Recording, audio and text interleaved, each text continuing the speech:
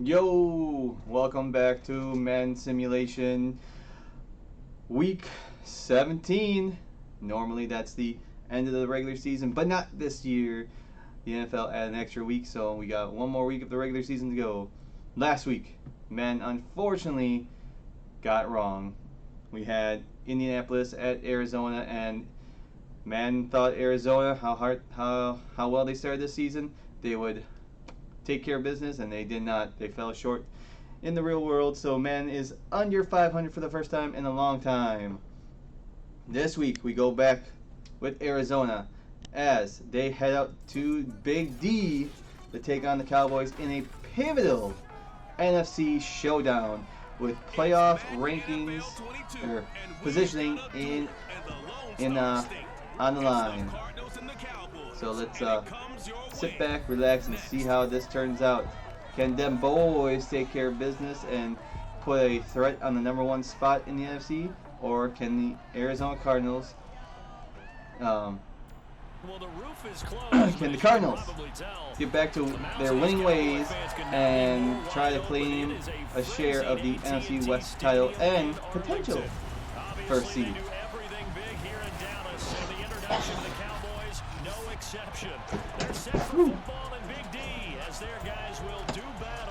There we go.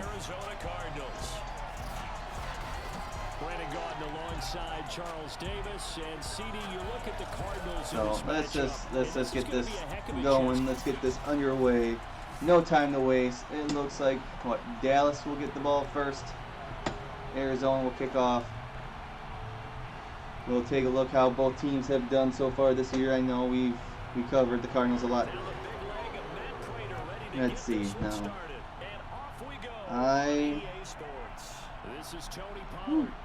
Let's see. How many times have I covered the Cardinals?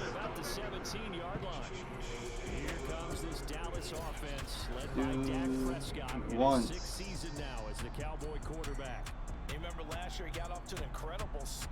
Twice. This is the only third time. I think the first time I covered Arizona was when they took on San Francisco back in Week 5. Dallas, I think I've done Dallas more than 3 times. It feels like it. I know the season opener, we covered Dallas because they went to Tampa Bay, and then Dallas at Minnesota, Dallas at Kansas City, and Dallas at Washington. So that's at least 4 other times prior to today. And I mean, I think this is what the Cowboys people were expecting last year, with new head coach Mike McCarthy and just expecting great things. And it was so far what their defense has helped them a lot. But before I dive much more into this, let's take a moment to reflect on what has happened this past week. We've lost a legend, a coach, a commentator, a TV friend. John Madden, unfortunately, passed away earlier this week. And of course, this game is named after him, and millions of people wouldn't know who John Madden. And honestly, they probably don't really know who John Madden is. They just know, he's the video game. But encourage people to look up John Madden. But it doesn't feel like the last game he broadcast. Broadcast was Super Bowl 43, and that's 12 years ago, I think. See, that was 2008. Oh, that was the 2008 season. So it was February of 2009, and it's 2021. So 2019 would have been 10 years, and that's 2 years since. So it's been over 11 years. It doesn't feel like it's been 11 years since he was in the broadcast booth. Prescott now. Trying for Cooper again. This time he finds it. And 9 yards, not quite enough, and they'll be left now with 3rd and 1. anytime you know he was calling the games, boom, you knew it was going to be good. But like they said, he's the first broadcaster to call games for 4 different networks. Why is the start upside down? Your linebackers come up to the line of scrimmage after the fake to the running back. Allows him room and space to make a decision that puzzles me. Why would they have the camera on the other side? What were they thinking on defense there? They looked like they were playing for the pass. That was 3rd and short. Yeah, it was an easy pickup because they handed it to him. That was way too But easy. I mean, anyways, started calling games for CBS. And then he teamed up with Pat Summerall, the dynamic duo of Summerall and Madden. And then when Fox bought the NFC package rights, he moved to Fox. He was on Fox until Pat Summerall retired in 2001, because I believe their last game together was Super Bowl 30. What was that, 34? I think that sounds right. Good. 33 was that? No, not 34. It wasn't Super Bowl 34. 36. Super Bowl 36. Because it was the 2001 Super Bowl with the Patriots, or 2001 season. Oh, there goes Elliott with Super Bowl with the Rams and the Patriots. And then Madden left. He went to Monday Night Football, or went to ABC to cover Monday Night Football with Al Michaels. And then when NBC bought the rights to Sunday Night Football, and Monday Night Football was going to get switched to ESPN. I mean, ABC and ESPN, they're both owned by Disney. They're Disney properties, and it's not like ESPN bought the rights. Well, it's the same division. ABC Sports, unfortunately, more or less does not exist anymore because of ESPN. And don't get me started on that. With no more ABC Sports to some extent. It's ESPN on ABC, and then anything good is ever on ABC anymore. But now, simulcast.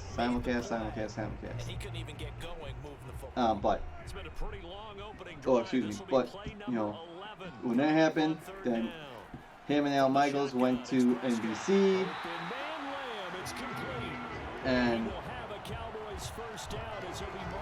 And he, was that only really like 3 years? The duo was on NBC, I guess, because that all happened in 2006, the 2006 season, to 2006, 2007, 2008. Jeez. It feels longer, but obviously it wasn't. And so he's been out of the spotlight for 11 years or so, give or take, and it's just like, it's breaking news. NFL Hall of Famer and coach John Madden passes away at age 85, and they just had Fox just aired a documentary. I don't know if it was Fox or NFL Network, or it aired on Fox on Christmas Day, a documentary about John Madden, which unfortunately I haven't seen yet. I plan on seeing it at some point, and I'm sure I'll enjoy it. Because I mean,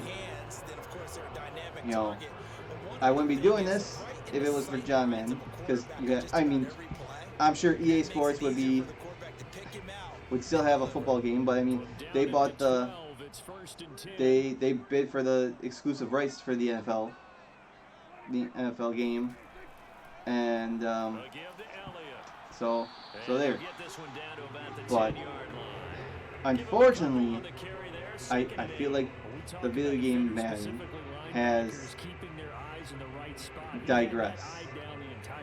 And like I've been more of a fan of the NCAA football games, but I don't know what it is that just has made the things more. I don't know if it is more. It's less realistic because when you see a big deep pass, like in Madden it would have been an interception, and it feels so unrealistic. And it's not the type of game I want. I want a realistic type game. So there you go. Dallas marched on the field and got in the end zone. So, anyways, rest in peace to the big man, John Madden.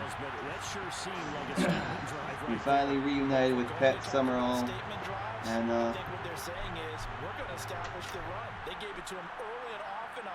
best of wishes to his family. Let's see now.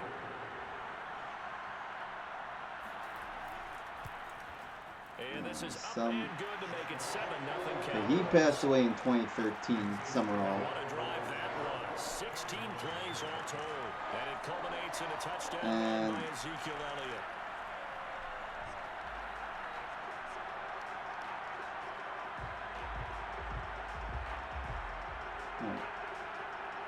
What? I suppose I can use it. He was 83. That makes sense, yeah.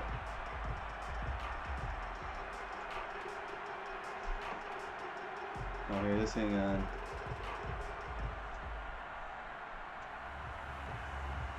Be right back.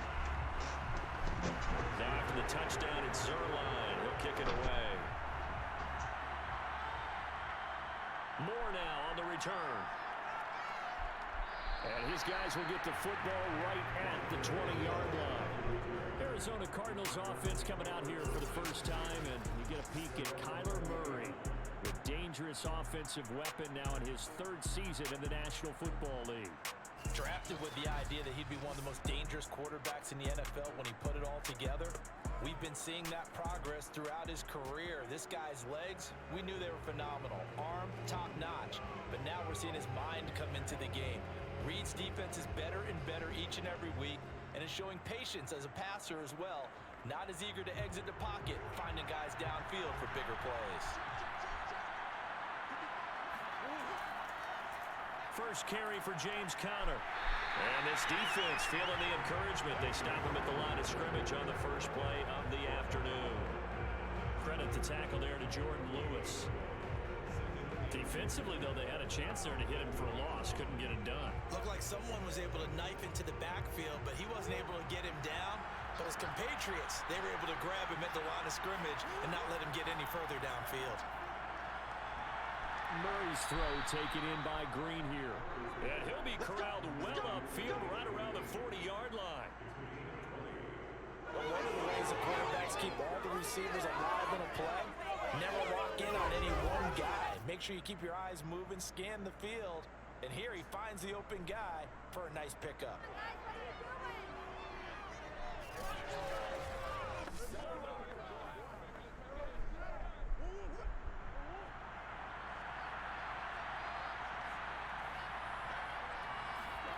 First down, Murray.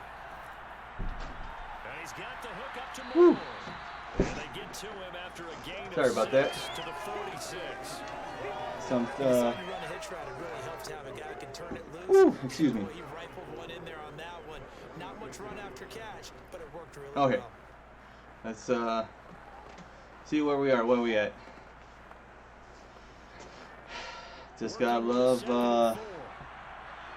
I don't want to say family emergencies, but call it that. But personal issues. Not even personal issues. I don't know where to put it at. Anyways. So many teams want to throw the Well, ball in this situation you know, nowadays. whatever. So let's refocus now. Sorry for the little interruption and but Here's Murray from midfield. And complete to Zach. obviously, man thinks Arizona is much better than how they've been playing lately. And like I mentioned last week when I was doing the Indianapolis game, Arizona started 7-0. They are now what? 10-5. That's really good for the game of football. You get better athleticism, great hand-eye coordination, guys who know how to control their bodies when Let's they run see. their routes. And he's going to be out of bounds down around the 35-yard Yeah, they're 10-5. They're now second place in the West. So they did clinch a playoff spot. For 3 weeks in a row, all they had to do was win. All they had to do was win a game, and they would make the playoffs. Well, they didn't win a game for three. They're on a 3-game losing streak, and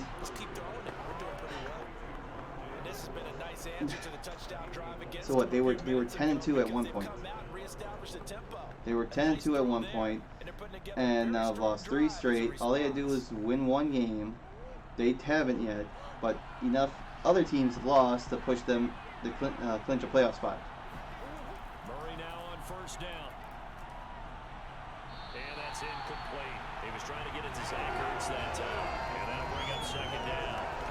They've given up a few first downs on this drive. So, and like I said, they started 7-0.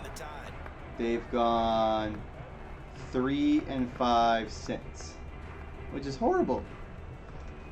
And is it because of injuries? Is it because of COVID? Is it because of poor performance? Who knows? There's Murray. He'll go out to the flat for Edmonds. He'll get only 3 there, so it leaves him with a 3rd and 7 ahead. Now let's take a look at Dallas. How Dallas got to where they are. How they became 11-4. Obviously, they started the season 0-1, taking on the Tampa Bay Buccaneers week 1, which they could have won. They were winning at the end. They were winning, but too much time for Tom Brady and company, and boom. Murray gonna throw. And then they went out to LA, beat the Chargers. They hosted the Eagles on Monday night, beat them. Host Carolina, beat them. Host the Giants, beat them. And then they went to Foxborough. They had to go to overtime, but business was taken care of, and boom. They took care of the Patriots. Sunday Night Football, after their bye, they went to Minnesota, same thing. I think were they losing at one point, then they had a game-winning drive and won, or vice versa. But then they got a little. Then the month of November rolled around. They got beat up by the Broncos, but then they beat up the Falcons. But then they lost the Chiefs and the Raiders. But since their loss on Thanksgiving, they've won 4 in a row, and they are now 11-4, yeah. And the plus thing is, 3 of their 4 losses have come against AFC opponents. Therefore, they are 9-1 within the division. Or the conference, yeah, they're 9-1 within the conference. So, if they end up tied, like at the moment, if Green Bay would lose a game, and how their staff is doing, they're under a little COVID outbreak, but I'll get to that in a little bit. If Packers and Cowboys end up tied at the end of the season, the Cowboys are going to have the tiebreaker unless well, no, the only way no, if they end up tying, the Cowboys win. The Cowboys win the tiebreaker because of the conference record. Even if they would lose No, Cowboys would have to win out, and Green Bay would have to lose a game. That's the only way they would end up tied. But speaking of the Packers, and I mean it might just be a coincidence. It might be just the Packers' turn, but now they have a little COVID outbreak. When just a few weeks ago they had like 1 or 2 people here and there. Now it's like 10 or 15 people. But they just got done playing 2 teams who just had COVID outbreaks. Cleveland had like 20-something people on COVID list. Okay, and the week prior to that, you had Baltimore. They had a handful of people on the COVID list. So you got done playing against teams that had COVID outbreaks, and some players came back. Not saying you can't say they can't transmit it, but and it doesn't matter how much sterilizing, isolation, and all that you can do. You catch it, and they all can be asymptomatic and but test positive. And now they have the new guidelines. Excuse me, where the CDC released that if you're asymptomatic and test positive, you don't have to be quarantined for 5 days.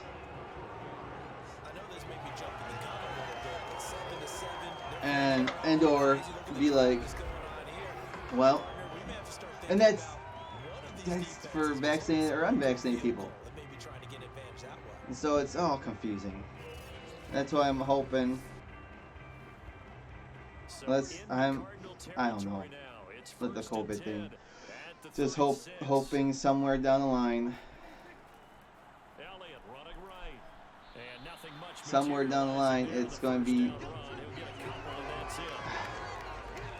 treated like a cold, treated like a flu, because it all has the same symptoms. I understand COVID has killed more than the flu and the cold, and like I don't know how many people the flu is more dangerous than the cold. But obviously it's new, so the human body isn't used to this infection. The human body may know something similar to it, and yes, that's why people are dying, because the immune system's not used to it. Okay. So depending on how strong your immune system is, or how for some people it hits you out of nowhere. And if your body can recover, your body can recover. If it can't, I'm sorry. But it's like when the Europeans came to North America, to the New World, and all the indigenous native people that live in here, they were never exposed to all those diseases over in Europe, and now it's being spread to a new source of people who have never been exposed to it, and wipe them out because their bodies and immune system weren't used to it. So I mean, this could be very similar to that, but I kind of digress.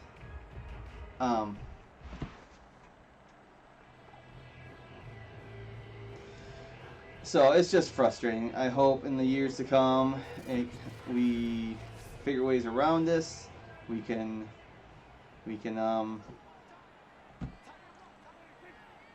get back to quote unquote normal, or a new norm where like, oh, you got COVID? Okay. That's fine. And see you Sunday. This and that, So who knows? Okay, so we got a close game. We got a good, exciting game. That's what we're hoping for. I mean, there's a lot of games this Sunday. I mean, we're getting down to the nitty-gritty. We only got 2 weeks left anyways. We got no Thursday night football. We have 15 games on Sunday, 1 on Monday, and then we are a week away from the final regular week season, week 18, where everyone plays on Sunday. hopefully. And you know, this is the first game of the new year. This is going to be on January 2nd. You know, hopefully 2022 is bring some happiness and joy and stuff like that. Let's see. Seventh play of the drive forthcoming on 3rd and 8. Is that Saquon? To throw is Prescott. Whew. And he's able to hook up with Michael Gallup. And they work this near the 5. He'll be stopped at the 6. So yeah, but I mean, the last few weeks, it's COVID.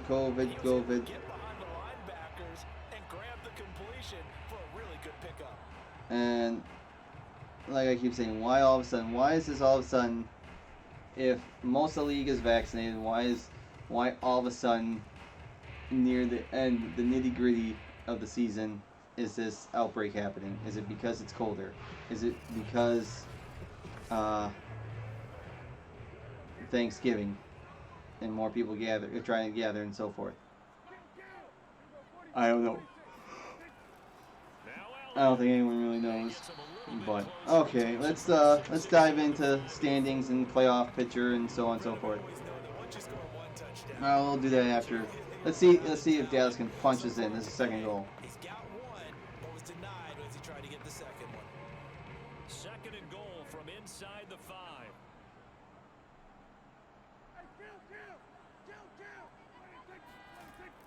And touchdown. Well, I don't really think Elliott's been. Let's take a look at stats for the Cowboys.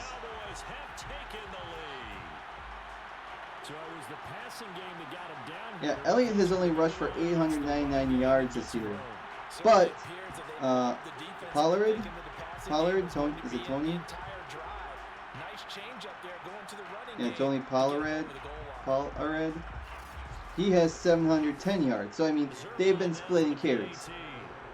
Elliott 210 attempts. Pollard 127. So that's the other thing with the video game. It's like they focus on the main guys and it's not evenly switched and so forth and so on. But anyways, let's get to the current standings in the NFL. We only got 2 more weeks with that, then it's going to be playoff time. Wild card weekend, then divisional round, then championship Sunday, where I will be simulating both championship games. AFC first, then NFC, and then a week off or so, and then we get to the Super Bowl.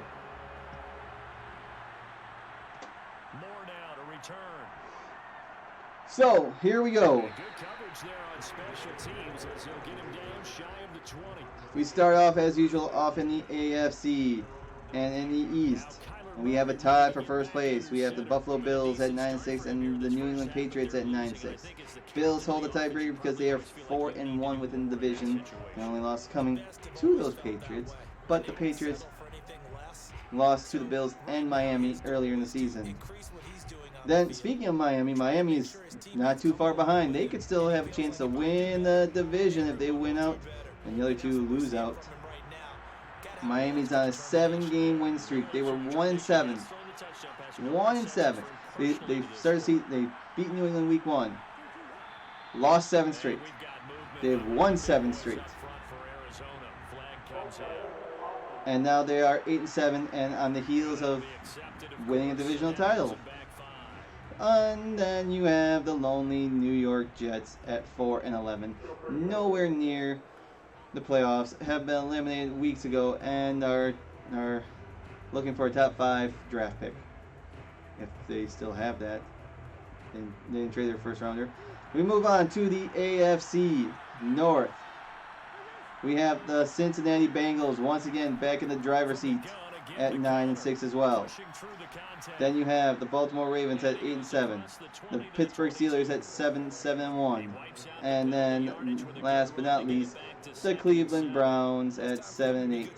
And I do believe, let's see, no,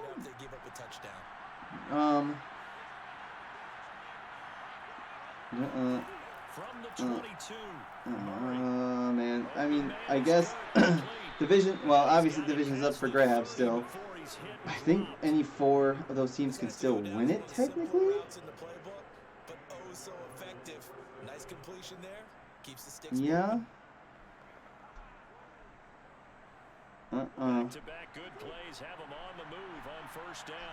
Yeah. Any 4 of those teams, I think, could still win the division. But it's a close race. All 4 teams are still hunting for, are still in the playoff hunt. But it's getting down to the nitty-gritty with 2 weeks left. In the AFC South, we have Tennessee at 10-5. Indianapolis right on their tails at 9-6.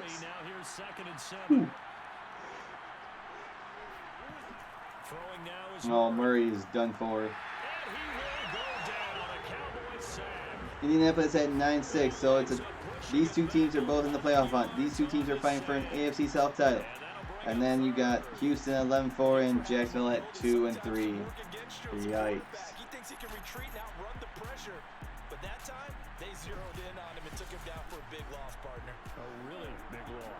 Then we move on to the AFC West, where all 4 teams are just as alive for a playoff spot as well. Only the AFC North and the AFC West, there's no teams officially eliminated from the playoffs. But you have the Kansas City Chiefs, who won division yet again on an 8-game win streak. They are 11-4, followed by the LA Chargers at 8-7, Las Vegas is 8-7, and Denver is 7-8. Let's see.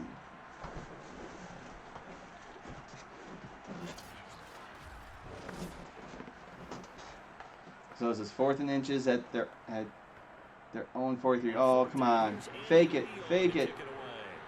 CD Lamb deep for the Cowboys. That looked like a crappy punt. The call for a fair catch, and it's made at about the 23-yard line. It's just a 30-yard punt. And then we flip over to the NFC side, where everything's more cleared. But we have in the East, Dallas, like I said before, they are the NFC East champions. They are 11-4. Then you have Philadelphia at 8-7, still in the playoff hunt. Washington 6-9, still in the playoff hunt, and the New York Giants, who suck yet again at 4-11. Right now they're saying, hey, let's keep this going. 2 drives, 2 touchdowns. Yeah, can't ask for a better start than that, can you? I mean, this is the way you practice it. In the North, the Green Bay Packers are 12-3 and are NFC North divisional champions. Then you have Minnesota still fighting for a playoff spot at 7-8. But then you have Chicago at 5-10 and the Lions at 2-12-1. Oh, excuse me. Early for me.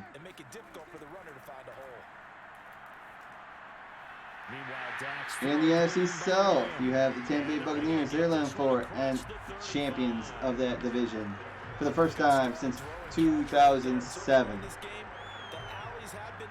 Then you have Atlanta at 7-8, New Orleans at 7-8, both still in the playoff hunt in the NFC side, and Carolina at 5-10, eliminated. Then, last but not least, the NFC West. You have the LA Rams now in first place at 11-4. They're on a 4-game win streak, so they were 7-4 at one point. And Arizona, who were 10-2 at one point, have lost 3 straight, but they have clinched a playoff spot at 10-5 and second place in the West. And you have San Francisco at 8-7, still in the playoff hunt, and Seattle at 5-10, officially eliminated from the playoffs. Following the pickup of 4, here's 2nd and 6. Oh, get him. To the left side and complete for Amari Cooper. Roughing the passer. Whatever. So they will accept the penalty and move forward. Come on, there we go. We're going to get to the playoff. What the playoffs look like and playoff scenarios in a little bit. So now a fresh set of downs. 1st and 10 after roughing the passer. Off the play fake. Prescott. Oh, wide open. And unfortunately, this is what this game might end up looking like. So, at the moment, this is what the playoffs would look like if they were today. There's only one team that has clinched a playoff berth in the AFC, and that's none other than the reigning, defending conference champions, the Kansas City Chiefs. The next 3 division leaders are Tennessee, Cincinnati, and Buffalo. And then the 3 wild cards are Indianapolis, New England, and Miami. So on the outside looking in are, let's see, what is that? Is that 4? So there's 13 teams still alive. Well, I mean, how you want to word it, it's not really 13, it's really 12 because one's already in. 1 spot's taken away. There's 6 spots left. There's 12 teams fighting for 12 spots, or 12 teams fighting for 6 spots. After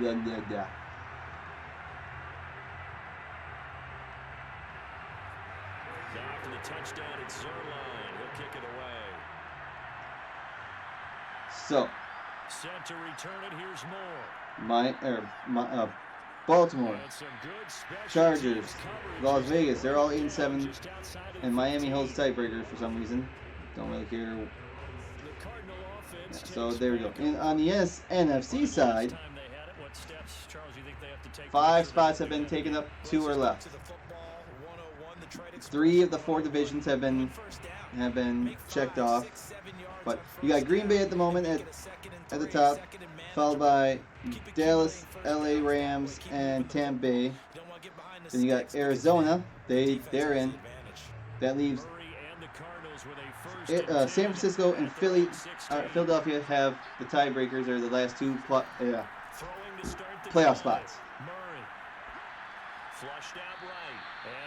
While Minnesota, Atlanta, New Orleans, and Washington on the outside looking in. And it's pretty simple. It's pretty simple. Oh. I know if Washington loses, obviously they're eliminated.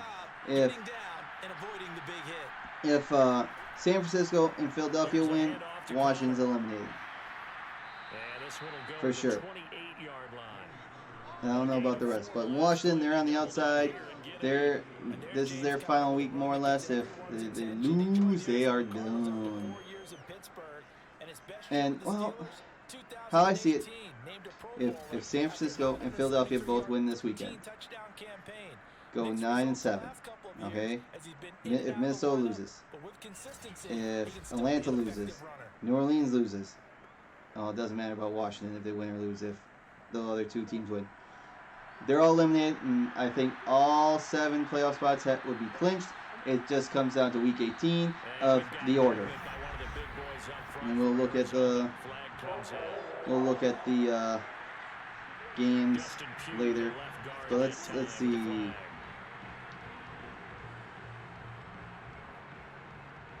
Playoff clinching scenarios, week 17. Please let this be what I'm looking for. Yes. Okay, so now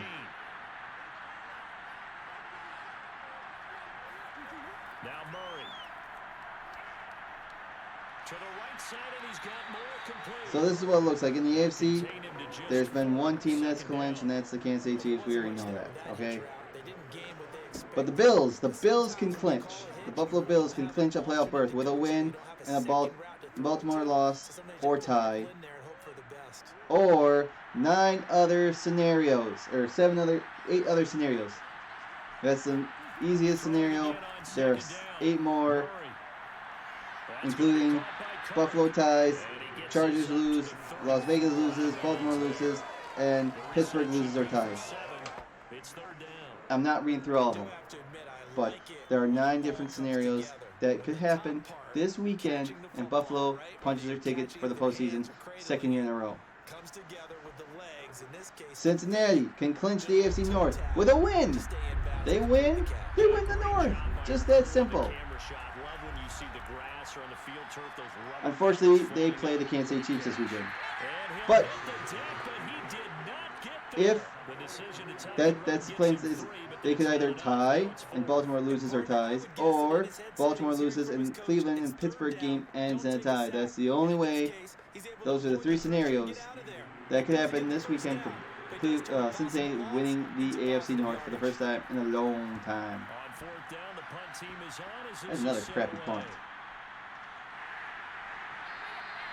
31 yards on the punt there. But they can clinch a playoff berth with 5 different scenarios, with the easiest being Cincinnati has to tie. That's one. They have to have a tie. Their game against Kansas City has to have a tie for them to clinch a playoff berth. Plus, a Chargers loss, a Las Vegas loss, a Miami loss, or tie. Oh boy. There are a few other scenarios, but we're not going deep dive into that. But I mean, how is it that you can, well, I already know that there's, but just to clinch a playoff berth, they could end, the game has to end a tie. Indianapolis can clinch a playoff berth with a win. Same thing. Win, they're in. Plain and simple. But it depends on who they're playing. On 2nd and 7, Prescott. Jeez. It's Lamb. Or Indy ties, Baltimore loses, New England loses, or ties. Or Indianapolis ties, Baltimore loses, Miami loses, or ties. That's simple. Now, since Cincinnati is playing Kansas City, they still have stuff on the line. They can clinch the number 1 seed with a win and a Tennessee loss or tie, or they tie and Tennessee loses. So maybe it's in their best interest. Oh! Maybe it'd be in the best interest for Kansas City and Cincinnati to tie the game, and hopefully Tennessee loses. No, this must be in alphabetical order. New England. They can clinch a playoff berth with a win and a Miami loss. Miami has to lose because Miami holds at the moment tiebreaker over New England, and those two teams play each other week 18, which that might be the game.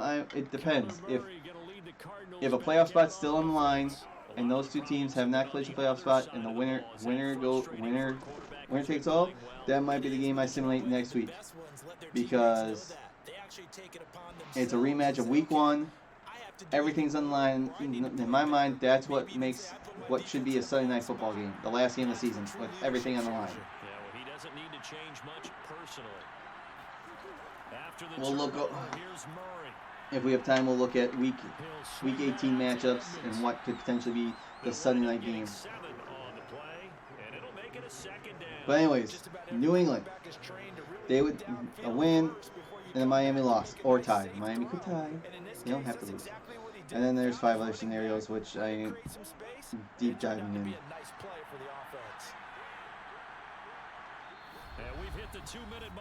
Tennessee can clinch the AFC South with a win or Indianapolis loss or a Tennessee tie, an Indy tie. That's always funny for me. Tennessee can clinch a playoff berth with a tie. They just like Cincinnati, if they tie, they can make the playoffs. Or Chargers loss or tie, Baltimore loss or tie, and so forth. So AFC could have 1, 2, 3, 4, 5 teams clinch playoff berths this weekend. The joint can't say, and that'd be there's 6 teams leaving 1 spot open. Let's go look at the NFC side, hopefully real quick before this goes to 2-minute warning. Might have to continue this after halftime. So, on the NFC side, Cowboys, Packers, Buccaneers, Cardinals, Rams, all clinched. Packers can clinch the #1 seed with a win and a Dallas loss or tie. Or Green Bay ties, Dallas loses, the Rams lose, and Buccaneers lose or tie, or Green Bay ties, Dallas loses, LA ties, and Tampa Bay loses. Basically, I'm rooting for Arizona this weekend. I'm rooting for Green Bay this weekend. And boom, they have the #1 seed. But like I said, COVID is stricken the Packers, and it's easier said than done. And they're taking on an arch rival from the West, the last team to beat them. The Rams can clinch the West with a win and Arizona loss. So obviously the Rams are cheering for them boys this weekend. Or the Rams can tie and Cardinals can still lose. Philly can clinch a playoff berth with a win, Minnesota loss or tie, and New Orleans lose or tie, or they win, Minnesota loses, and San Francisco wins, or Philly ties, forget that. And San Francisco can clinch a playoff berth with a win and New Orleans loss or tie. We'll just do that. So it's not that simple with a win and you're in scenario. But a nice play defensively, and now it brings up 4th down. They certainly had good starting field position on that drive, but couldn't do anything with it. So there you go. There's your playoff scenarios for this. Where the NFC could have all 4 or all 7 playoff spots punched. It comes down to week 18 for seeding. And that will get the disadvantage now back down to each. So they wind up turning the turnover into points as they convert there for 3. Yeah, that was a nice job there to force the fumble. They recover, hand things over to their offense, and then the offense went down and got them 3. That alone, that's not enough to win a game, but both units able to do their jobs on these last 2 drives. So Arizona gets back on the board with they capitalize on that interception, but they're still down by 11 heading into halftime. But Dallas has a chance to rebuttal. I still want to know why the star is upside down. Prater now will send it away following the made field goal. Now Pollard. I mean, if you're from that opposite side of the field, I mean, that must look funky, seeing the star upside down. Now Dak Prescott and the offense heading back onto the field. He's got the lead here in the second. So let's see if them boys can, with 3 timeouts and 51 seconds, can get some more points on the board. Does that always stick in the back of your mind a little bit? For the best ones, it just upsets them that they did that because they don't think there should be any blemishes on their record. They think that they're way better than that. So your confidence gets tested a little bit. Being able to go back out there, maybe throw another touchdown, that'll tamp that down in a big way. Yeah, because he's looked pretty good to this point. Prescott's throw there caught by Gallup. It's called timeout right away. Going to burn the first of their timeouts as the clock stops here with 46 seconds remaining in the So it's I don't know. I mean, I'm excited for the season to come to an end. I'm excited that the playoffs are just around the corner, but the thing that doesn't excite me is just the COVID cases and this and that. It's like, I hope that doesn't ruin anything. And like, you think theoretically, well, these are premier athletes. They are healthy for the most part. Like 90% of them, it should not affect them that bad. Everyone's different. I mean, underlying sickness and this and that to affect them, but I want to say 90% will recover because they train, they eat healthy, they exercise, they keep their immune systems up and so forth. And I just don't want the playoffs, any playoff games being rescheduled. Don't want to see forfeits. And so, I mean, as it'll come with 36 ticks to go in half number It's one. like I said a few weeks ago. They got 32 games left in the regular season. Then they have 13 more after that. Here will Dak and the Cowboys after the sack. It's 3rd and long. You have 6, 4, 2, 1. Yeah. So that's 13 more after that. So 13 plus 32 is 45. Because I'm not counting the Pro Bowl. Who knows if they're gonna have that? They might not. But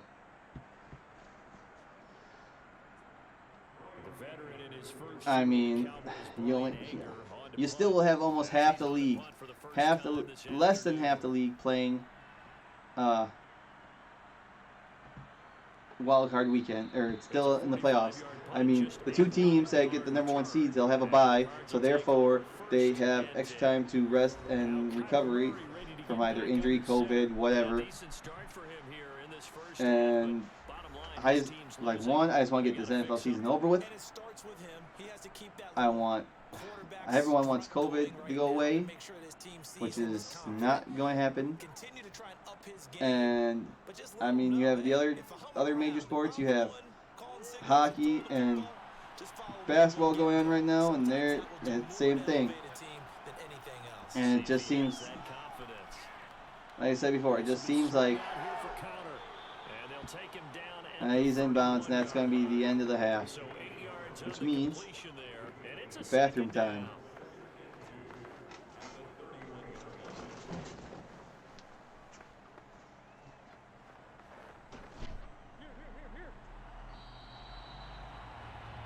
So we have come to halftime here in Dallas with the Cowboys out in front. As we send you on over to Orlando for Jonathan Coachman in our EA Sports Halftime Report. Take it away, Coach. Okay, right, Brandon. Thanks very much. And welcome in, everyone, to this slimmed-down version of the EA Sports Halftime Report. First order of business, though. Let's get a look at the next-gen stats in that first half for Arizona. And despite the fact that they're looking up at a double-digit deficit at halftime, they were able to move the football through the air in those first 2 quarters.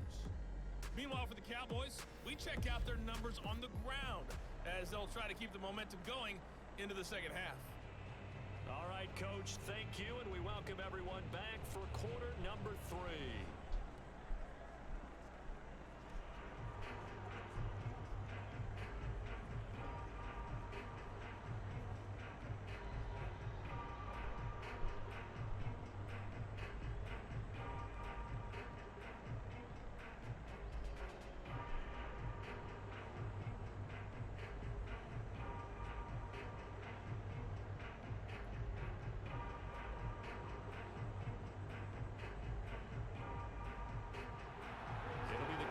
Who get the ball first. They trail here as we resume action in the 3rd quarter.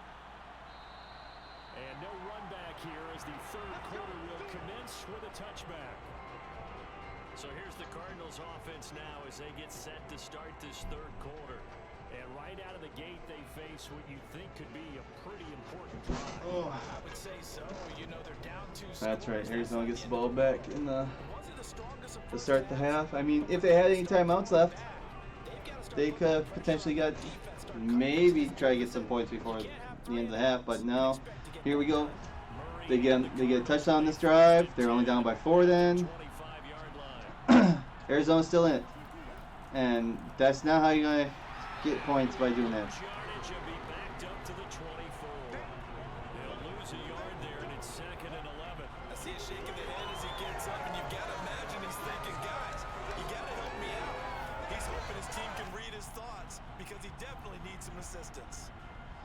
So, and that's the thing with, well, all the sports, any sports.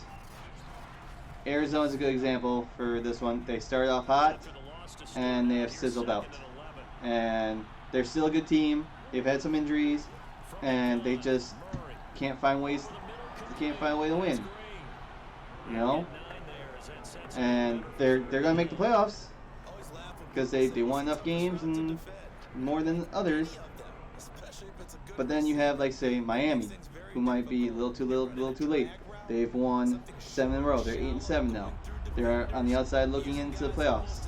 They're hot, but yet who have they played is the other thing. They played a good crop of teams to start the season, and that's why they lost. And all of a sudden, now they've played crappy teams, and now they're on a winning streak and could change and boost their confidence. But then, like say, you have Indianapolis. They have turned things around.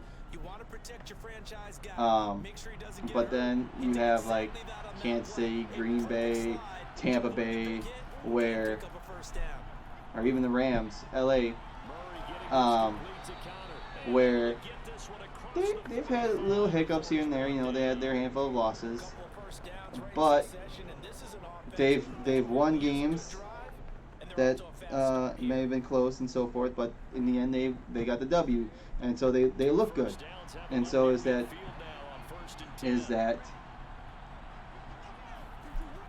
deceiving. It's like in Kansas City's 8-game win streak.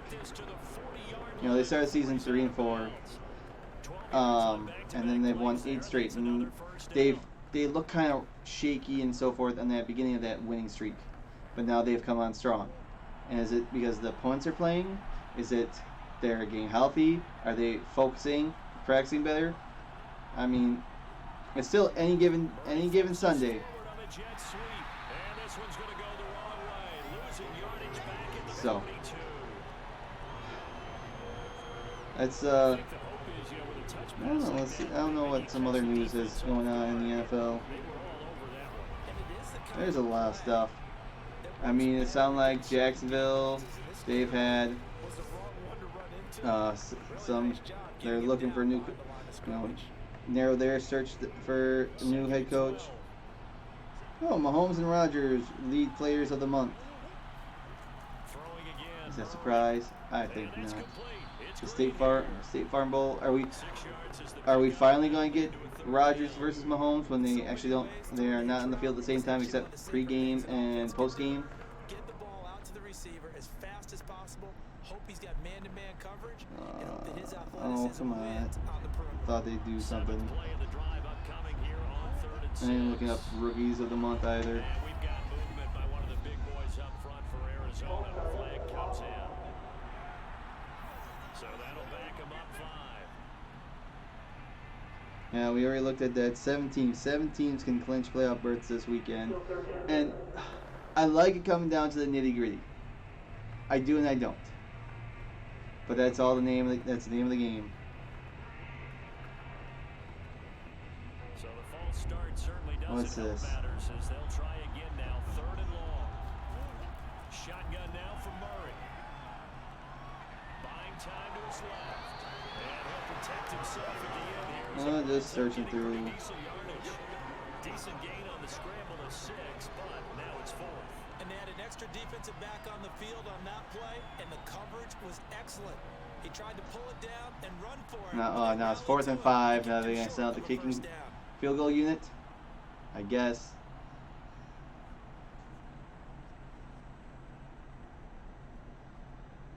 I'll talk about that in a little bit.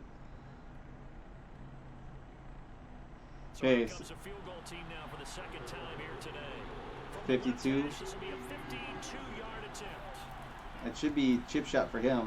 And Prater's kick is Because Prater had the record for the longest field goal in NFL history. 8-point game. He did kick it in There to start the 3rd quarter. mile high, but as long as it gets past the crossbar, it goes through the uprights, all that matters. Just like Justin Tucker, who nailed that 66-yarder earlier this year. Hit the crossbar and bounced over. That's all that matters.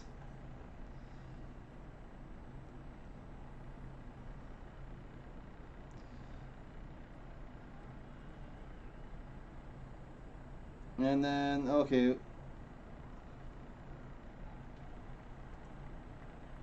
One of the major news thing came out yesterday was they were talking to Aaron Rodgers because, you know, everything, this whole offseason about Aaron Rodgers. And it's like, should he stay, should he go, is he going to sit out because he didn't practice in the optional off-season training and all that, and sat out and so on and so forth. And he supposedly expressed his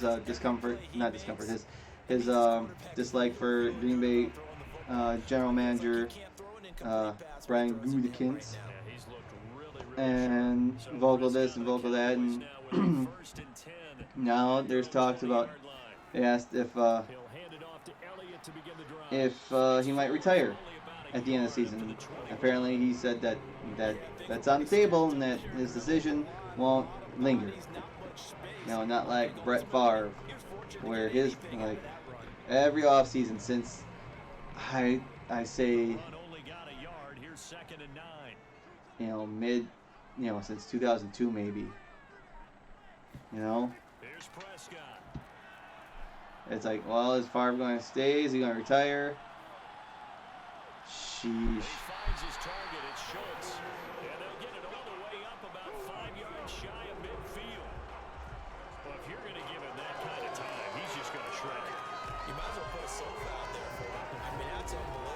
So I mean, Arizona, they're down by 8, and their defense hasn't really done much. They forced a few. They forced a turnover. They forced a couple fourth downs, but they really have had no answer for them boys. They'll run on first down. There you go. No room that time, getting it to about the 46. Credited with a 1-yard gain there to make it 2nd and 9. Well, sometimes you just have to give credit to the defense. Great job there at the point of attack, holding up. They won their battles at the line of scrimmage, left him no space to try and run. A really nice job swarming to the ball carrier. On 2nd and 9, Prescott. It'll hit the slant route. That's caught by Cooper. And they're going to have another first down as the tackle's made here at the Cardinals' 44-yard line. And, okay, the Cowboys are 11-4. But I do believe they finished. They finished 2nd in the NFC East last year. That's another thing we'll cover that on our wild card weekend. That's the thing. Come down the stretch of future opponents for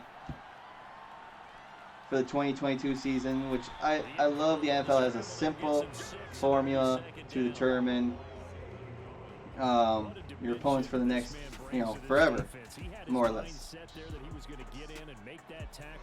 And now, because it's simple, you play your own division twice. You play a division within your conference, and then you play a division in the other conference. And then the remaining 3 games now, the 2 are the remaining 2 are the teams that finish the same rank or same standings in the other 2 divisions you don't play within your conference, and then the other conference opponent, your 5th conference opponent from the other conference, interconference opponent from a rotating. The rotating conferences, and if it's home or away or whatever. That one's a little more confusing. And I'll cover that later, though. It was like, I think the NFC North would play the AFC South when it comes to the 17th game, and the NFC will be the home team for that odd game. Because, like, the NFC East and the AFC East, they played each other. The extra game. And did the Patriots actually finish 2nd in the AFC East last year? I guess? Looking to throw, Prescott. He finds his man complete. That's Schultz. But anyways, like, excuse me. Oh, whatever. I'm just trying to. now. Dallas is just moving the ball with ease. Oh, whatever. That's another thing.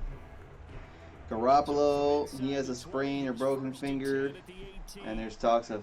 Well, that's what you know what? There's talks that he might still play this Sunday. Yeah, right. Well, let's do this. Let's look at this real quick. We have already had 2 coaches fired, or let go, resign, whatever, however you want to put it. John Gruden of the Raiders, and he resigned after his leaked emails, which I don't like. One, he shouldn't wrote what he said in those emails to begin with, and 2, it was a little BS that they were released, but it's hand in hand. So, and then Urban Meyer, still didn't think that was why he's coaching in the NFL anyways. So, we had two coaches on the hot seat, and they were, or I shouldn't say, yeah, they were, and they're gone anyways. And Dallas sneaking in, yeah, they hand off to Zeke there. Arizona's defense needs to pick up some more.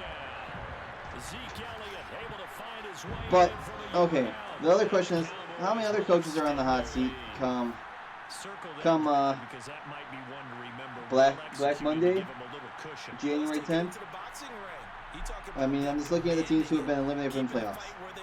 Jacksonville, they're on the search for a new head coach. Detroit, they're not firing their head coach in his first year in, and they actually, I think the players are they have passion for their coach. They just been on the wrong side of too many losses.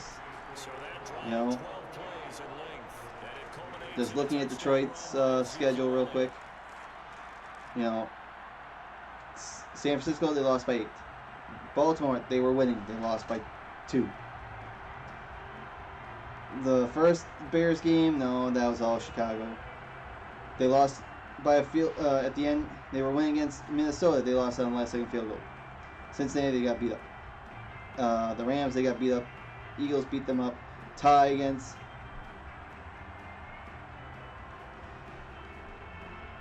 the Steelers. They lost to the Browns in a close one. They lost to the Bears on Thanksgiving, which they were winning. They beat the Vikings. They got beat up by the Broncos. They beat the Cardinals, and then they lost a close one to the Falcons. So I mean, they've been in it. So it doesn't pay. It doesn't pay. We'll see what next year brings for Detroit, and I've always been I feel sorry for Detroit, but not when we have to play them and beat the crap out of them. I don't feel sorry for them then, but I feel sorry outside of that. That's a long field goal that they got 3 points out of. They've got to feel good about that, and they better make sure they love him up because he's helped them out. Yeah, now we'll see if that offense can put 6 on the board here. We'll see. Houston, they have a first-year head coach. I don't think they're going to fire him after one season. They still need to figure stuff out. Who their quarterback is of the future. Obviously, it's not Deshaun Watson and his shenanigans. New York, the Giants, they've already announced that they're bringing him back. The Jets, I'm sure they're not going to fire him. I think he's a first-year head coach too, or second-year head coach. Pete Carroll with Seattle, I don't see him being fired. Maybe retired. He might just call it quits and say, yeah, I'm done. This is my last game. I'm going. He's the oldest coach in the NFL right now. And the whole Russell Wilson not debacle, but saga. Is he staying? Is he going? And in all honesty, maybe Seattle just needs a fresh start. I mean, yes, they won the division last year, but things change over time. Maybe it's time for new beginnings in Seattle. Chicago, that's the big question. Matt Nagy, is he gone? Are they going to fire him after the season? I don't think. Is this contract? No, I think they gave him a contract extension after that first year. But then, after going 11-5, winning the North, they went 8-8 2 years in a row, making the playoffs the third year in this year, and this is the first time he's had a losing record. And 5-10. See if they can finish. If they finish 8-10. No, not. They can't finish 7-10. What am I thinking? I don't know. Like, all signs point to Matt Nagy's going to get fired. But who knows with that saga. And then you have Carolina. They have a first-year head coach here, 5-10. They've had some success, but the whole Christian McCaffrey scenario, him being constantly injured. They don't have a consistent quarterback. I don't see them firing their head coach after one season. They started the season off pretty well, and then they fizzled out.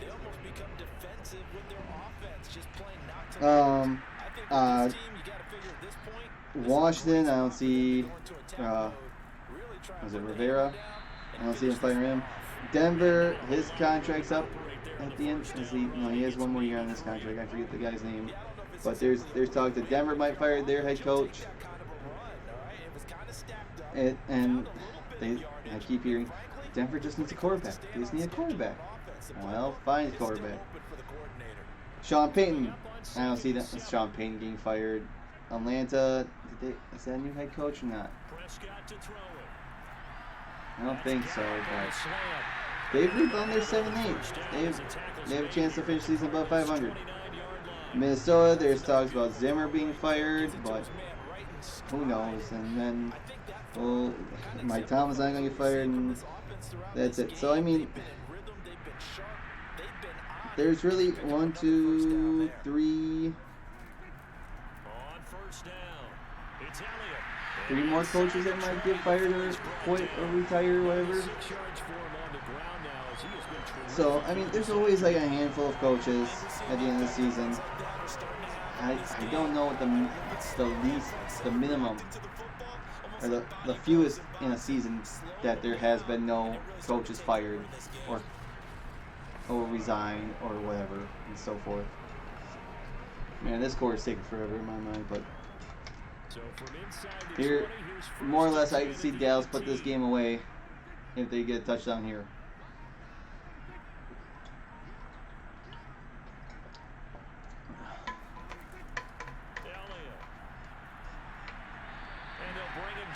One more play before the end of the third. This, like I said, I am totally behind this. I can see the game going this way. Dallas is, I don't want to say they're red hot, but they're pretty good. The first down run got 5. Here's 2nd and 5.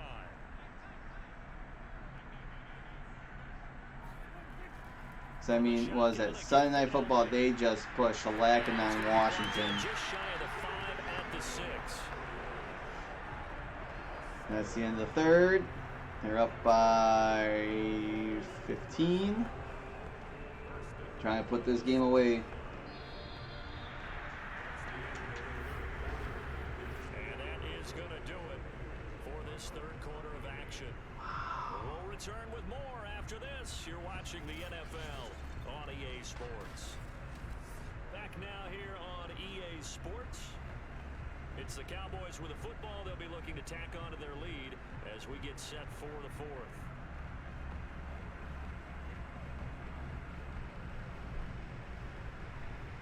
A good chance now to put this game on ice. This is 1st and goal.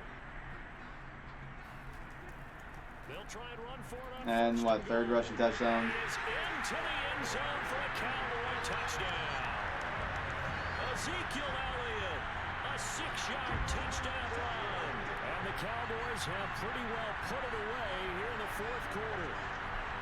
This one now, Charles, you'd have to think all but over. I would agree with that because this offensive line, they've been physical from the first snap of the game, and it's taken a toll on this defense. And it was never more evident than on that play right there. They continue to move the line of scrimmage forward, and they open up enough space there to get their guy into the end zone. Zerline good with a PAT. And the lead opens up now to 22 points.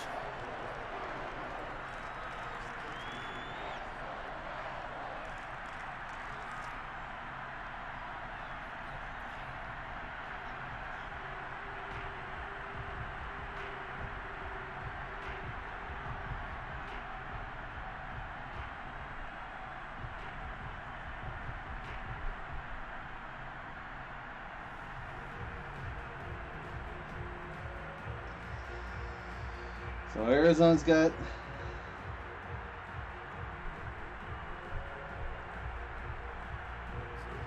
After the touchdown, it's Zerline. He'll kick it away. they got a lot for them. More now Get the to 15, return. 20, and get stopped. And he'll get it up past the 20 to about the 22.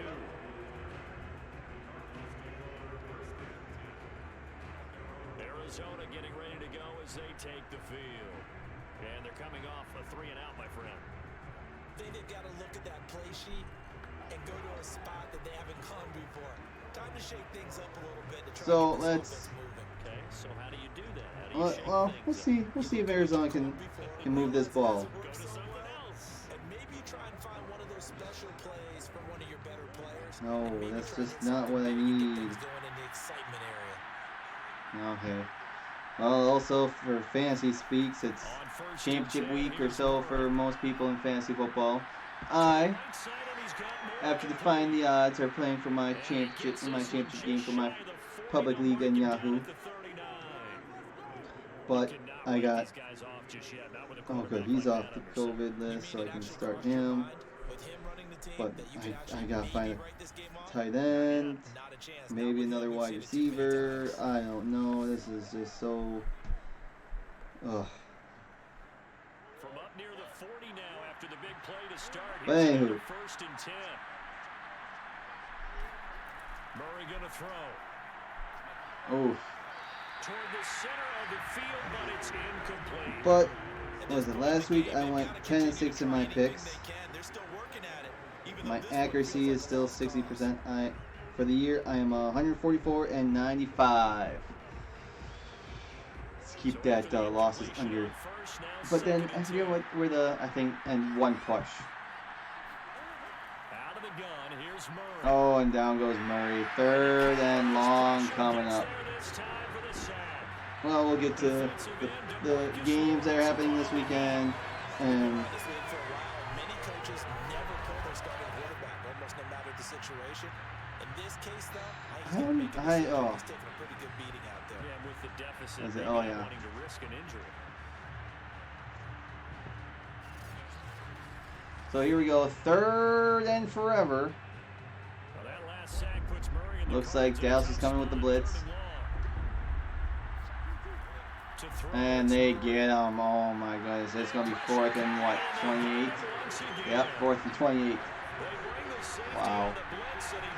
Dallas can just try and milk the clock. Well, certainly some teams are not intimidated by down and distance on defense, are they? Third and very long? Let's go get this guy again. Big time pressure. So here we go. There are 15 games this Sunday and the last Monday Night Football game until Wild Card Weekend. Oh, they're going for it. Oh my goodness. They need 28 yards. Intercepted, jeez. For a second there, I thought he caught it. This is returned just shy of midfield. Well, I guess an interception at this point on fourth down is just as bad as an incomplete pass. Either way. Well, no, it's not. I mean, you don't want to intercept that ball. You want to drop it because then you get better field position. But anyways, here's the games there for Week 17. We have on Sunday at noon. We have Atlanta at Buffalo, New York Giants at Chicago, Kansas City at Cincinnati. That would have been a great one to simulate with how much stuff is on the line too. But I already made my decision on this one. I wanted to see if Arizona could turn things around.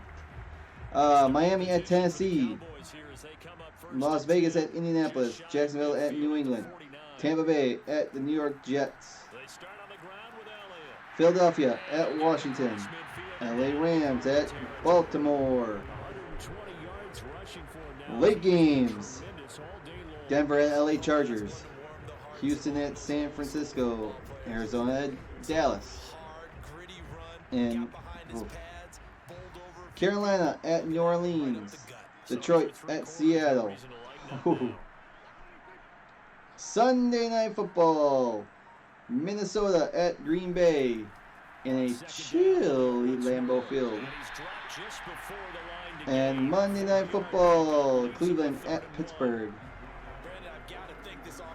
So we start with Atlanta at Buffalo. I'm going with Buffalo. Buffalo's home. They have a lot on the line.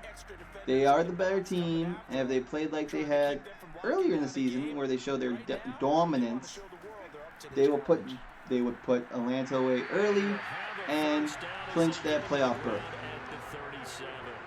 Here, you know what? Yeah.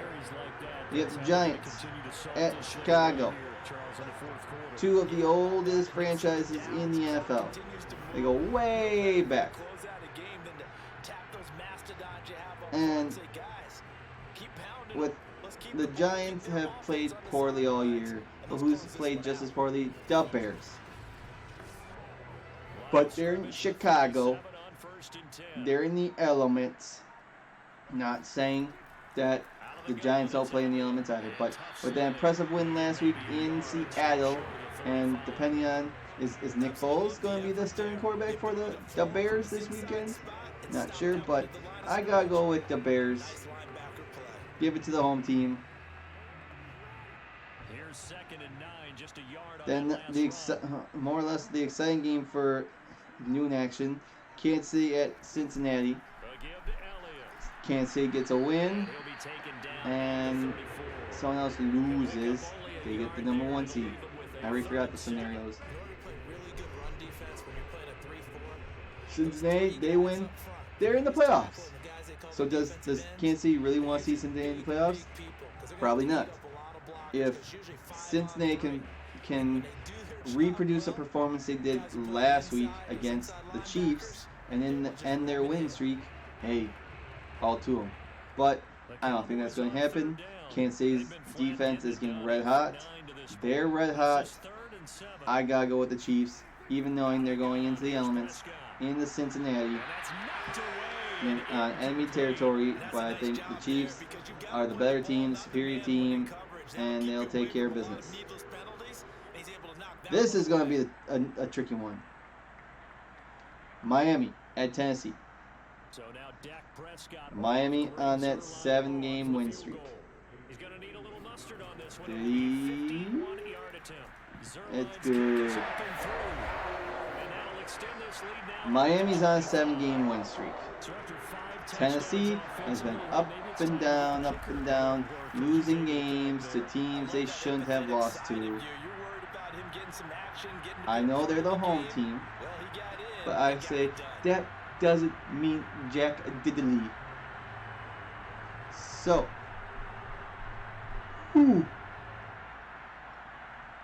I'm going with the hot hand here. I'm going with Miami. I know they've played a bunch of scrubs. The Dolphins have played lots of scrubs in that 7-game win streak. Their most impressive win, I think, is against Baltimore on Thursday night. But let's be honest, that was a shortened week. So, and they were the home team, the Dolphins. So,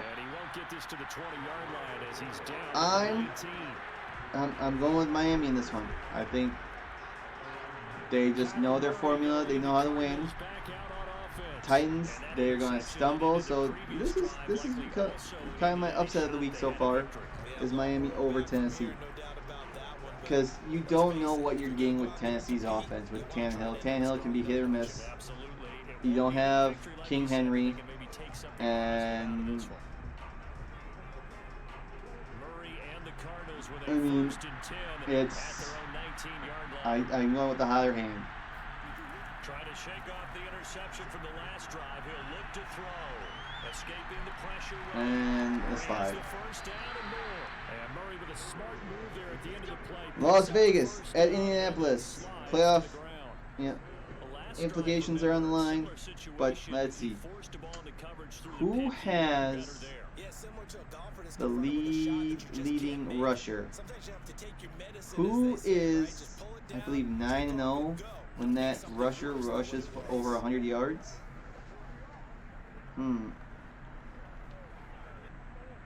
I don't think it's Las Vegas. So, oh yeah, that's right. It's Jonathan Taylor. He plays for the Colts.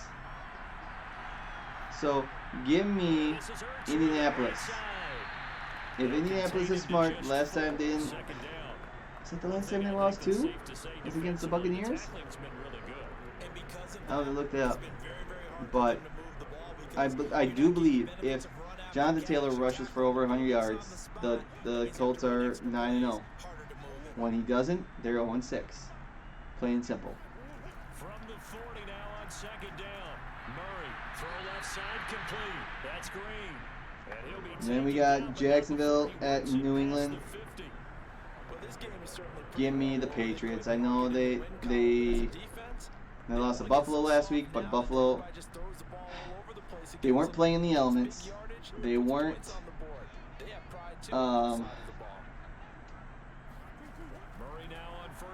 were able to. They played a equal opponent last week, and Buffalo took care of business. Buffalo took care of business last week. They got redemption from 2 weeks ago, but New England is a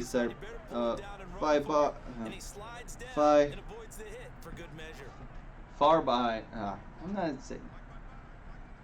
To throw again on second down. Murray, screen pass. Whatever. They're a better team than Jacksonville. They're going to get the win. They're going to secure a playoff spot potentially. Jacksonville is going to just inch closer to being on the clock yet again.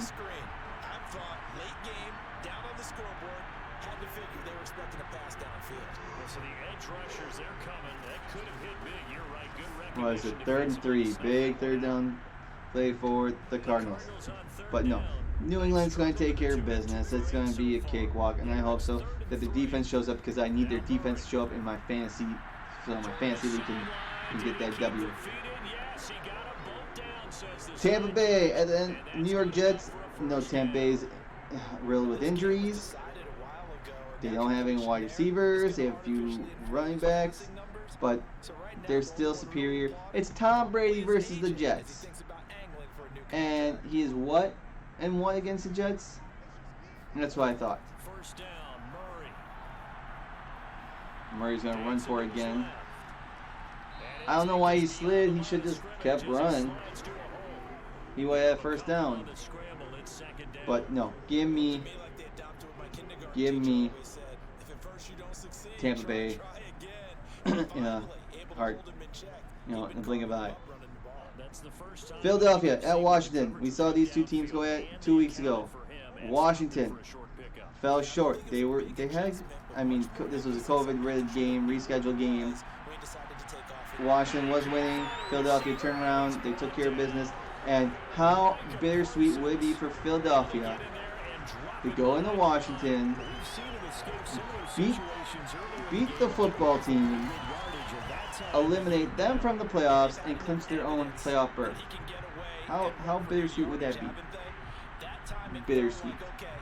It'd be too sweet. But Philly has the higher hand. They just played them a few weeks ago. They know inside and out. I gotta go with the Eagles here. Last noon game, the Rams at Baltimore. The Rams are making, that's a 3-hour difference from the West Coast to the East Coast. I think it depends on if Lamar Jackson's playing or not. It sounds like he's practicing, but he's still got that bum ankle. Rams have won 4 in a row. I like the Rams, but if they were playing against a healthy Lamar Jackson, I think the Ravens easily could make this a competitive game. But I'm going to go with the Rams in this one to play it safe. Might be the one, another one that just like upset, boom. So who knows? I'm going with the Rams. Then we got Denver. Late games, Denver at LA Chargers. Chargers lost to the Texans last week, so I don't even know. I know they're the home team. Denver has been a pesky team. It's a divisional game. Anything could happen. I would think the Chargers can turn it around since they're home, but I don't know. Do I dare pick Denver? Have that gut feeling that since it's a divisional game, anything can happen? Who knows? But you know what? Yeah. Who did Denver play last week? I think Denver played the Raiders last week and they lost. Denver lost. So. Nah, I'll go with the home team. Give them the Chargers. And we got Houston and San Francisco. Ooh. I mean, Houston pulled up the upset last week against the Chargers. San Francisco, they had a good game against Tennessee on Thursday night. Tennessee had the ball last. But I think their home team, they have a playoff spot riding them. I don't know who's going to be quarterback, but maybe, just maybe, San Fran can pull this out of their butt and get the win. Arizona at Dallas. Can I say any more? Dallas is going to win. To be honest, I could see it being the blowout. But you know what? I'll eat my hat if Arizona can win this game. If Arizona can somehow end this losing streak and give them to the boys, I'll be so happy, because that'd be on the plus side for my Packers. But give me them boys. I think them boys, home team. I think the last home game of the season for them at the moment. But I think they will take care of business, put the Cardinals away, and put some pressure on my Packers for that #1 seed. Carolina at New Orleans. Week 2, we saw Carolina destroy the Saints. But the Saints have COVID issues at the moment. So, it's a coin flip. Carolina won the first game in Carolina, so I don't know. This is a tough one. I'm leaning towards New Orleans just because they're the home team.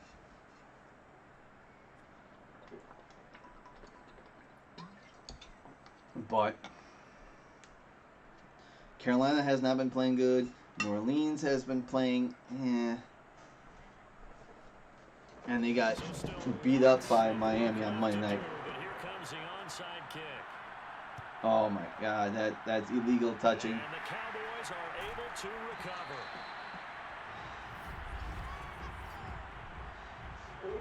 So I'm going to play it safe. I'm going to play the home team. I mean, they got Alvin Kamara. They actually use him.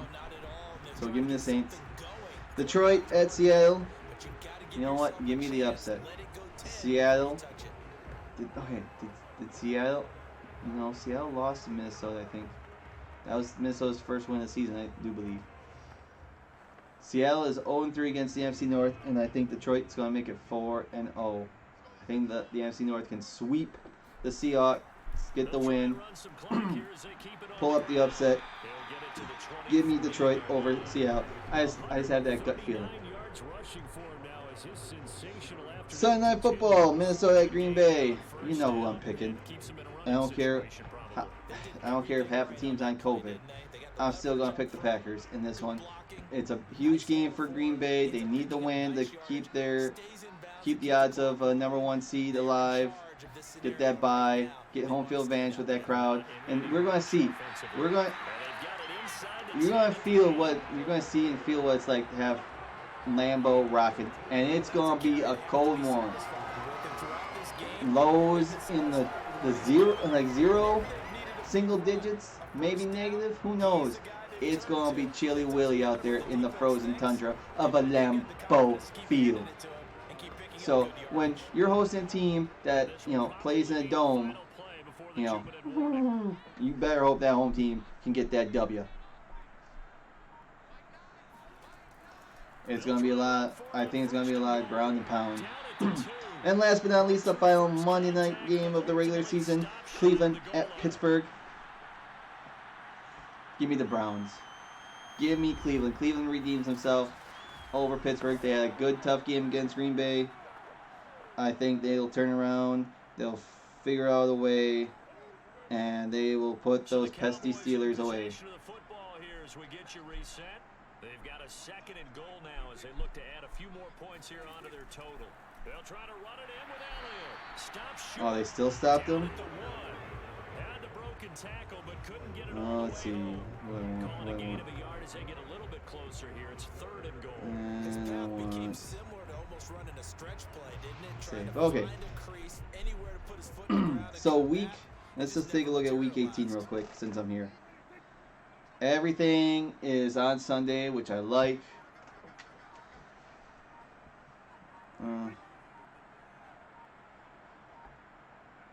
Did they take a delay game on purpose? Maybe. And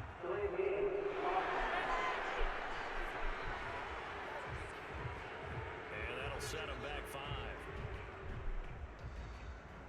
5. I have a game written down for week 18 to simulate. I think it's Rams and Niners, but that will easily change.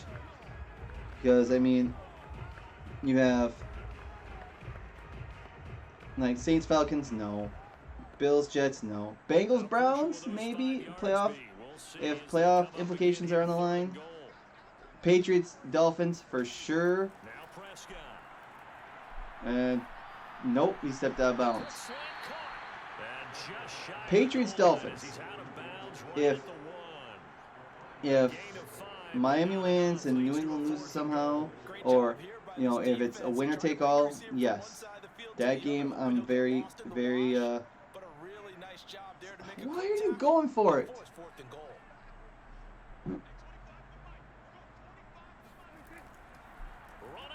Jeez, that's just so. New England, Miami, that's a potential. Chicago, Minnesota, no. Washington, New York, Giants, no. Cowboys, Eagles, maybe. If the Eagles haven't clinched a playoff spot, and if Dallas could clinch the number 1 seed, maybe. Carolina, Tampa Bay, no. Indianapolis, Jacksonville, no. Pittsburgh, Baltimore, maybe. If playoff implications are on the line. Tennessee at Houston, no. Kansas City, Denver, no. Oh, Indianapolis, Jacksonville, no. Yeah, definitely not that. LA Chargers versus Las Vegas, maybe. Nice to have if the winner if the winner gets in, clinch a playoff spot. San Francisco, LA Rams, and I'm definitely not going to do Seattle and Arizona. So, at the moment, Miami and New England looks like to be a good one to do next week. It all depends on what happens this weekend. It all depends on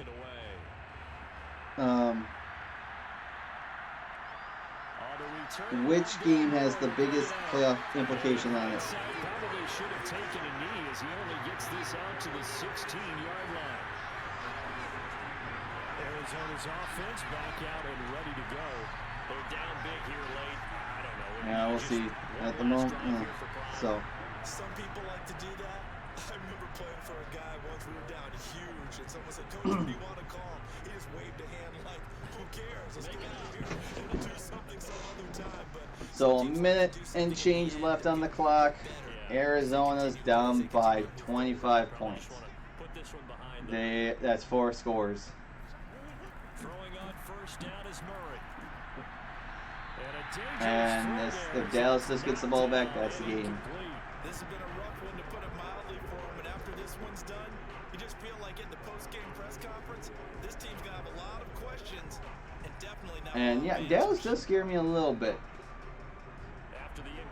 But I think if they have to play in the elements, they don't scare me that much. Here's Murray. Open man is Kirk, complete. Timeout, come on. As they get it with under a minute to go. You basically need to score now. Go for 2. Onside kick, recover it. Score right away, go for 2. Score right away, go for 2. Onside, and get one more time, get in field goal range, and kick the game winner or something. I just don't see that happening. Here's Murray as he sets to throw it. Ooh, what is it? Fourth and 4. This is the game. They're just going to sit back, blanket the field as best they can. Yeah, this is actually the easy part of the game for them, because just as you noted, they can sit back, keep everything in front of them. But they've blanketed the field the entire game using a variety of coverages. The offense going to stay out there. They've converted once, failed once. What can they do here on 4th down? They're going for it. It's Murray. Wide open. No, the question is that they will in like 5 seconds. 4th down, trailing in the 4th quarter. They felt compelled to go for it, and they got it. Well, I'd look down at my play sheet, and what I would find, plays have been successful throughout the game that have worked at the distance you need, and that's exactly what they got done. So from the 36 now, first and 10. They let like 10 seconds run off the clock, then they call timeout. Their second, as they'll stop it with a little over 30 ticks to go in the Maybe 15 seconds. So stupid.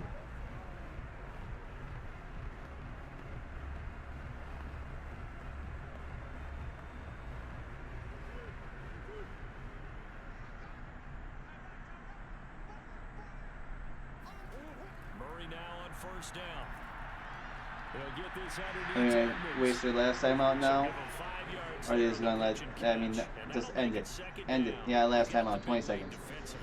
So, if and or when he gets sacked, if and or when they get tackled in the middle of the field, boom. Keep the clock running. Just go ahead and bleed the game out that way.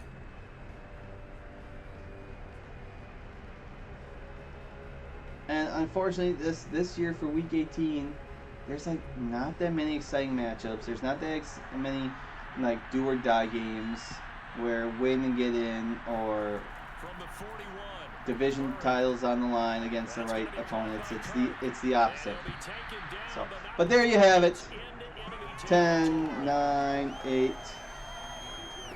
Them boys get the W according to men, and we'll see if men can bounce back just before the final week of the regular season. And yeah, Arizona's imploding again, and that was I think case last year too.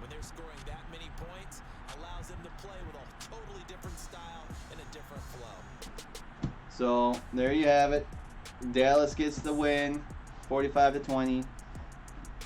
Just dominating everything. And yeah,